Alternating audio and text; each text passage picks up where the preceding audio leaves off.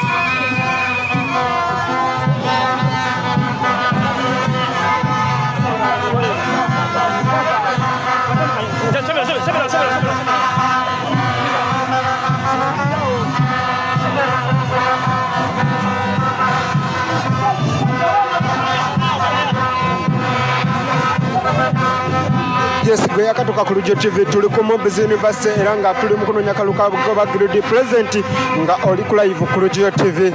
Yes, gwe kyenkusa gwe aliko sharinga. Yes.